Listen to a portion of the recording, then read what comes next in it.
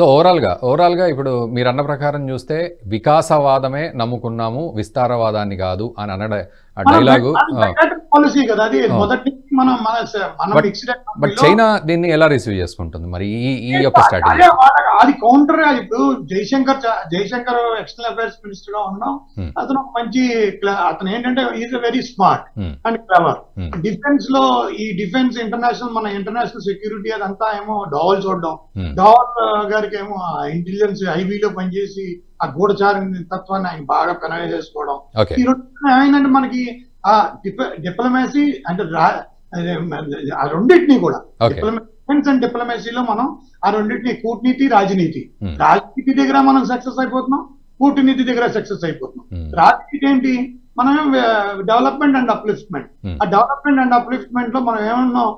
సబ్కా సాత్ సబ్కా వికాస్ అంటున్నాం. కూటనీతి ఏంటి? మనం వాళ్ళందరితో టైఅప్ అయ్యి వాళ్ళకి డిఫెన్స్ ప్యాక్ట్ అని లేదంటే స్పేస్ రిలేటెడ్ వ్యవహారాలని మనం వాళ్ళకి కావాల్సింది ఏదో కనుక్కుని. మీరు ఒకటి చూడండి, ఆస్ట్రేలియా ఆయన వెళ్తున్నప్పుడు అక్కడ కూడా వెళ్ళాడు, ఆ స్మాల్ కంట్రీకి కూడా వెళ్ళాడు.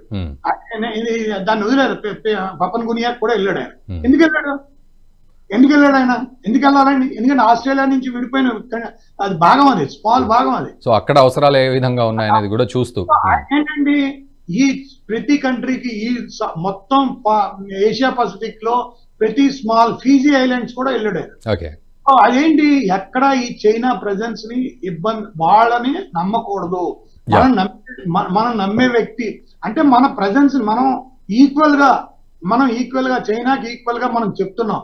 లేదు మన సిద్ధాంతం ఇది, మీ సిద్ధాంతం మాతో ఉంటేనే మీరు కరెక్ట్ అనే పద్ధతిగా వాళ్ళకి చెప్తున్నాం. వాళ్ళకి అది అర్థం అవుతుంది. ఇప్పుడు మీరు కింద మాల్దీవ్స్ చూడండి, వాళ్ళు ఎంత ఇప్పుడు ఏమైంది? మన బడ్జెట్ లో కూడా మనం వాళ్ళకి డబ్బులు పెడతామే. ఆఫ్ఘనిస్తాన్ చూడండి, ఆఫ్ఘనిస్తాన్ వాళ్ళు ఇప్పుడు కూడా రెడీగా ఉన్నారు. మన ఐసీ 814 లో వాళ్ళు పాకిస్తాన్ వాళ్ళు కనుక చేయకపోతే మనకి అది అయ్యేది కాదు. పాకిస్తాన్ చేయకపోతే పాకిస్తాన్ వాళ్ళు అనవసరంగా చేశారు. వాళ్ళు ఏంటంటే లాహోర్ లో ల్యాండ్ అవనకుండా లాహోర్ లో ల్యాండ్ అయిన ఫ్లైట్ వెంటనే పంపించేసి దుబాయ్ పంపించి వాళ్ళు డైరెక్షన్లు ఇచ్చారు. ఏంటండి ఈ చైనా ఇచ్చిన డైరెక్షన్స్ నే పాకిస్తాన్ ఫాలో అయ్యి.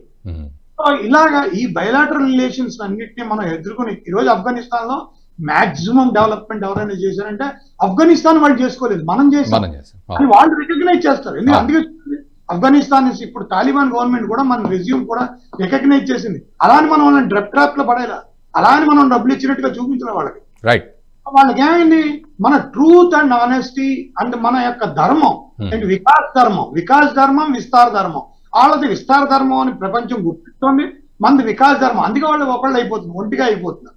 ఈ వీడియో మీకు నచ్చినట్టయితే లైక్ చేయండి, 10 మందికి షేర్ చేయండి. అలాగే కామెంట్ల రూపంలో మీ అభిప్రాయాలను మాతో పంచుకోండి. Nationalist hub group of channels ను సబ్స్క్రైబ్ చేసుకుని తెలుగునాట జాతీయవాద జర్నలిజాన్ని ప్రోత్సహించండి. ఈ వీడియో కింద ఉన్న బెల్ ఐకాన్ పై క్లిక్ చేయడం మర్చిపోవద్దు.